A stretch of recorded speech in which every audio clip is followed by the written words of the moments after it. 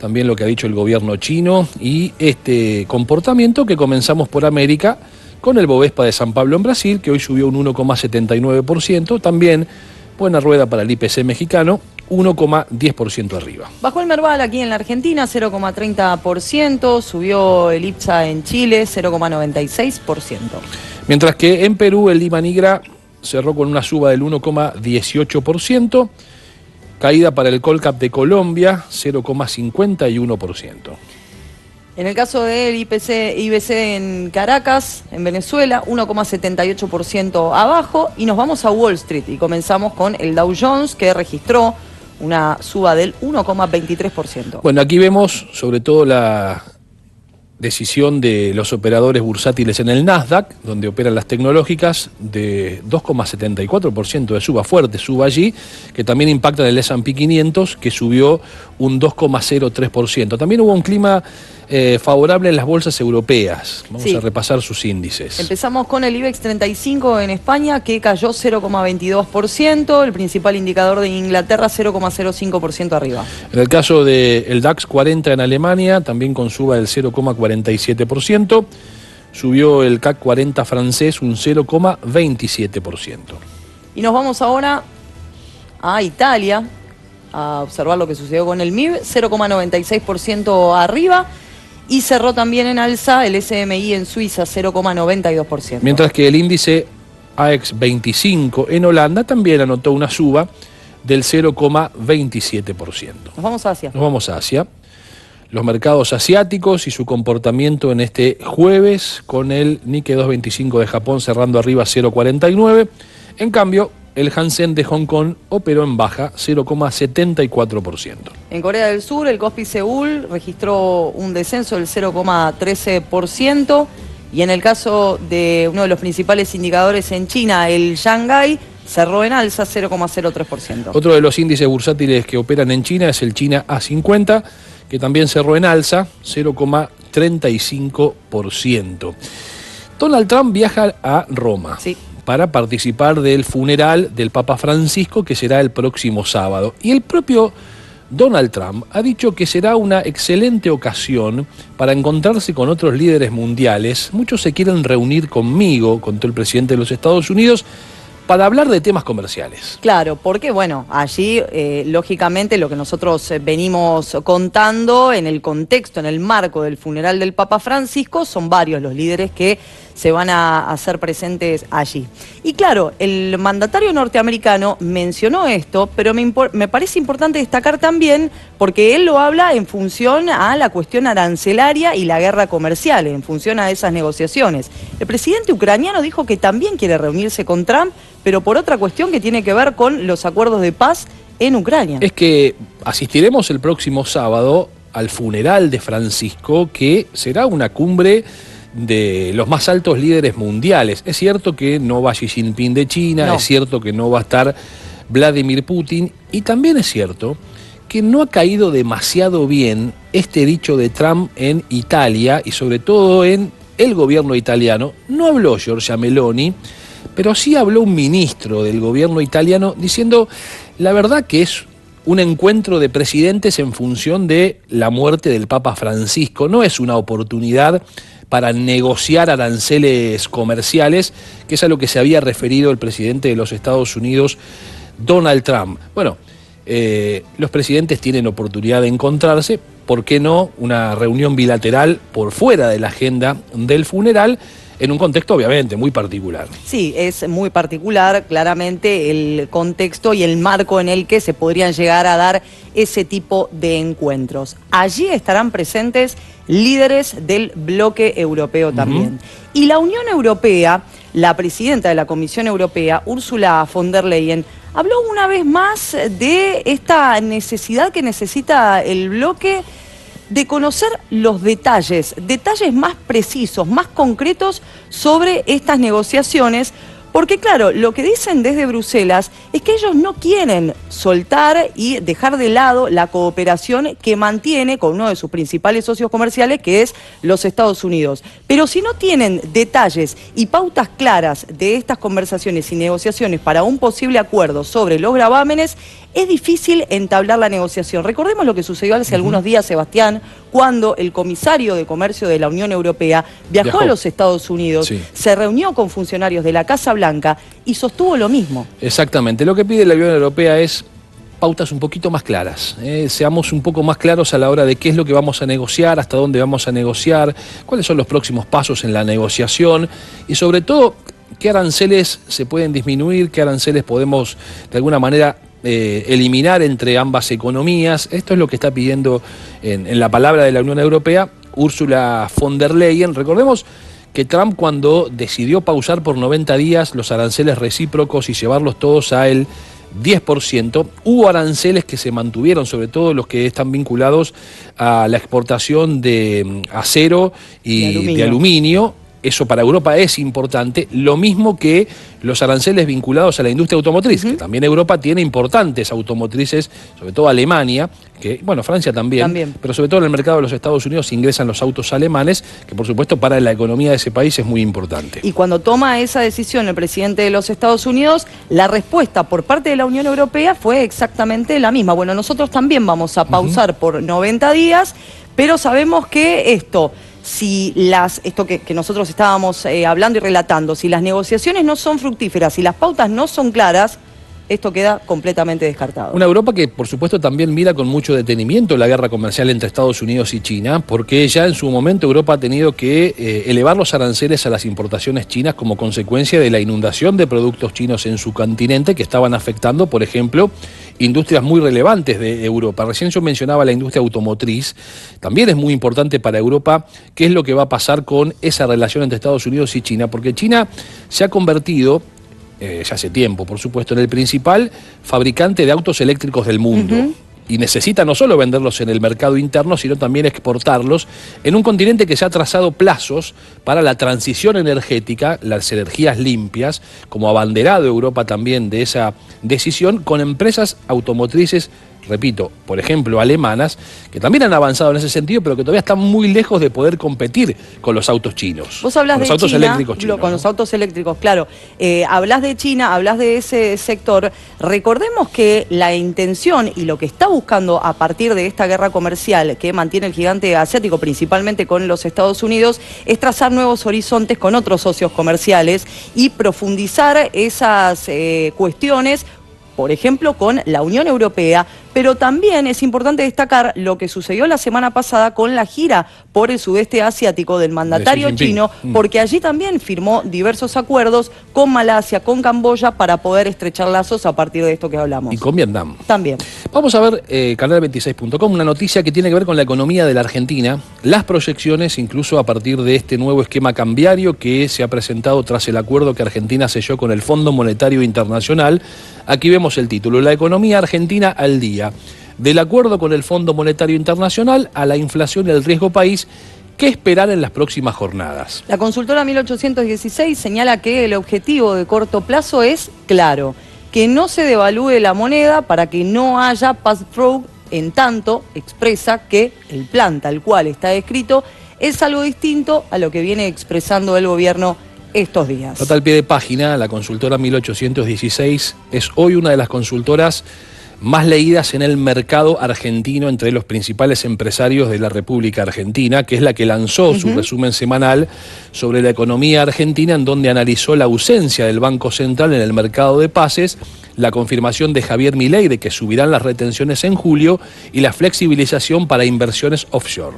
El informe señala que el objetivo de corto plazo es claro: que no se devalúe la moneda, que no haya, bueno, lo que nosotros estábamos leyendo recién en la bajada, ¿no? El pass-through, y por eso expresan que el plan tal cual está escrito es algo distinto a lo que viene expresando el gobierno de estos días, no solo en materia cambiaria, sino también en materia monetaria. El pass-through significa que el aumento del precio del dólar en relación al peso, al dólar oficial, cuánto se traslada de esa modificación a los precios de los bienes de consumo, por ejemplo. Eso es la explicación de este análisis que hace la consultora 1816. ¿Hablamos del dólar? Y vamos a ver entonces cómo cotizó el dólar aquí en nuestro país, cómo cerró la divisa extranjera.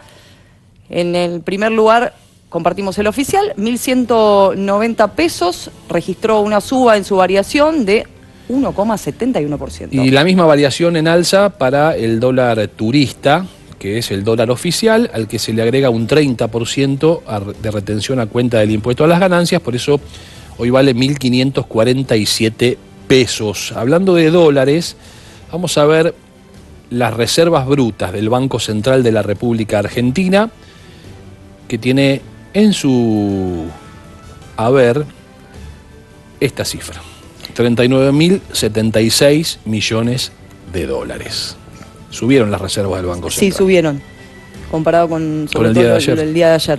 Vamos a avanzar para compartir ahora lo que sucedió con las tasas. La tasa de política monetaria, aquí en nuestro país, la nominal anual y la efectiva anual, que se mantienen los mismos porcentajes: 29% para la nominal anual, 33,63% la efectiva anual. Son tasas de referencia. Ya los bancos están ofreciendo tasas más altas en, por ejemplo, colocaciones a plazo fijo. Veamos el índice UVA y el índice SER. Hablando de créditos, el UVA 1.429,13 y el índice SER 566,60. Vamos a compartir los bonos. El AL 30, el TX25, TX26, el AL 30, $67,87 de dólar, registró una suba del 0,55%. Bueno, el TX25 en pesos no tuvo cambios, 1.199 su cotización al día de hoy. Este es un bono del Tesoro, como explicamos habitualmente, que ajusta por inflación, cuyo vencimiento es en el 2025. Y el TX26, 1.900 pesos, registró una baja en su variación del 0,05%. Vamos a repasar qué sucedió con las principales empresas que operan en el Merval, en la Bolsa de Valores de Buenos Aires. Ya veíamos que en el global cerró en negativo, pero ha habido comportamiento mixto, es decir, no todas las empresas cerraron abajo. Celulosa Argentina subió 1,02, Ledesma cayó 1,15. Cayó también Aluar, 1,29%, registró una caída el Banco Francés del 1,07%. Sin cambios para el Banco Macro en sus operaciones del día de hoy, 1,3% cayeron las acciones de Bolsas y Mercados Argentina. Y cayeron también las acciones de Central Puerto, 1,85%, una baja registró también Sociedad Comercial del Plata, 2,17%. En el caso de Cresut, sus acciones subieron un 0,36%, una rueda de suba para Edenor en 3,78%. Sin cambios, el Grupo Financiero Galicia cerró en alza IRSA 2,70%. Vamos a Loma Negra, cuyas acciones hoy subieron 3,27%, Metrogas cayó 3,96%. Y vamos a compartir las acciones de Pampa Energía, que cayeron 0,55%. El grupo Superviel también registró una baja del 1,18%. 2,02% subieron las acciones, cayeron las acciones de Telecom Argentina aquí en la Bolsa de Buenos Aires. También cayeron las de Transportadora Gas del Norte, un 2,06%. Transportadora Gas del Sur cerró en alza 1,59% y también en alza Transener 0,22%. Ternium Argentina y una caída del 0,16%, Banco de Valores anotó una baja del 0,35%.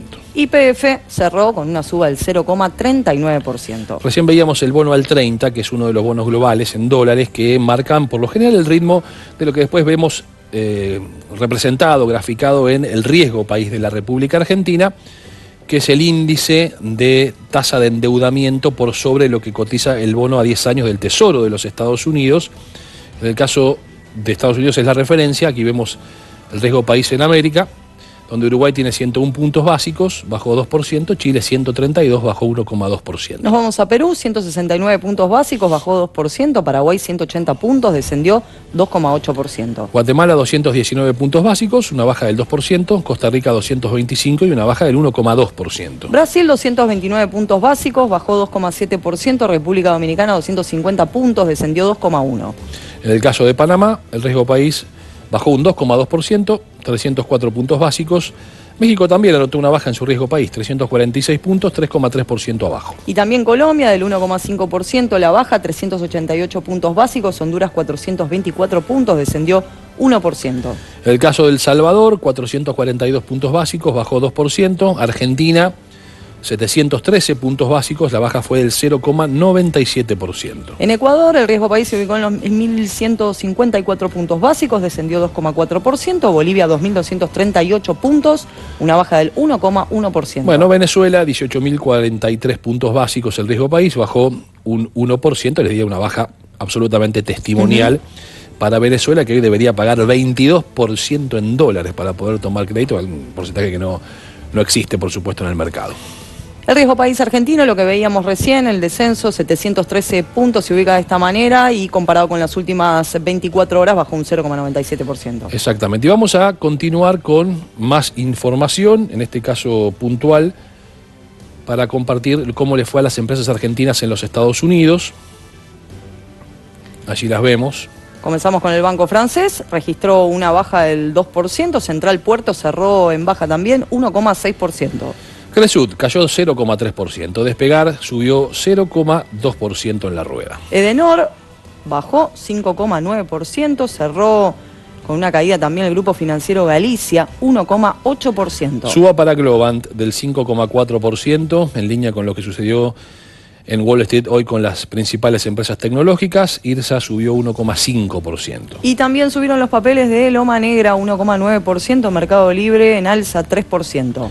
Pampa Energía cayó 1,7%, Banco Supervil cayó 3%. Cayó también Telecom, 3,2%, Transportadora Gas del Sur registró una caída, 0,3%. En el caso de Tenaris, la suba fue del 1,3%, Ternium arriba, 1,8%. YPF, 1,3% a la baja.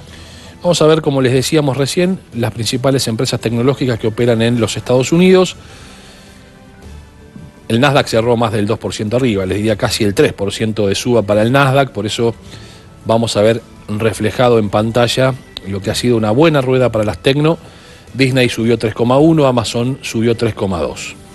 Compartimos lo que sucedió con los papeles de Microsoft, 3,4% arriba, AT&T también registró una suba del 1,2%. Apple cerró en alza 1,8%, Meta también con una suba hoy del 2,4%. Nvidia cerró con una suba del 3,6%, Netflix en alza 4,5%. Los papeles de Google cerraron en alza 2,5%, los de Zoom cerraron también arriba 3,6%.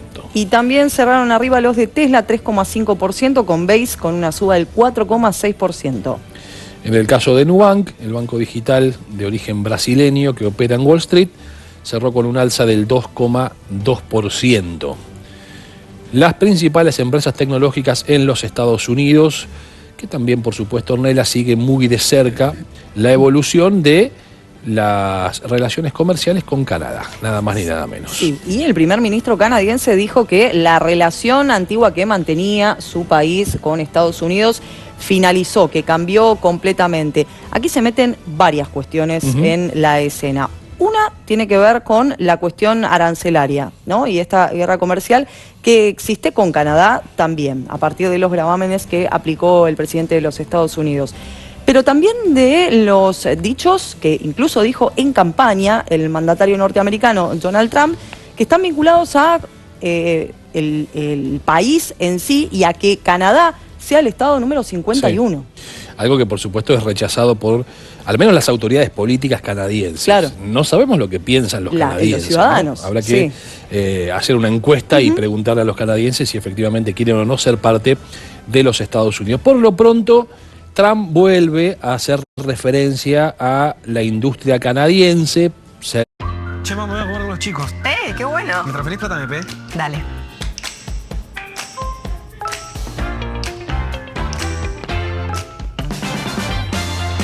Ellos se manejan con MP. Vos también. Abrile su cuenta más 10 años. Descubrí la limpieza efectiva de Poet, ahora con nuevas fragancias, intensas y más duraderas. El proceso electoral. Claro, recordemos que las elecciones se llevarán a cabo el 28 de abril allí en Canadá, en algunos días nada más. Claro, exactamente. Y bueno, de alguna manera también todo este tipo de declaraciones forman parte de una campaña electoral para marcar quién es el primer ministro. Vamos a compartir en pantalla la cotización del crudo, del petróleo a nivel internacional. Vamos. Donde además Estados Unidos está negociando incluso por estas horas también con Corea del Sur, un posible acuerdo comercial inminente, según lo que ha dicho Scott Bessent.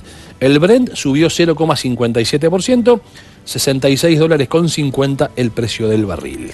Y vamos a ver qué pasó con el WTI, que es el mercado de referencia de los Estados Unidos. También cerró con una suba del 0,80%, $62.77 de dólar el precio del barril. Veamos ahora el valor del oro al contado las operaciones en el día de hoy han marcado una nueva suba del 2,04% para el oro. La onza vale $3.361,30. Y vamos a finalizar con el valor del Bitcoin. $93.759. Registró una suba, allí vemos el porcentaje, de 0,17%. Bien, el valor del Bitcoin en este repaso por los principales datos económicos.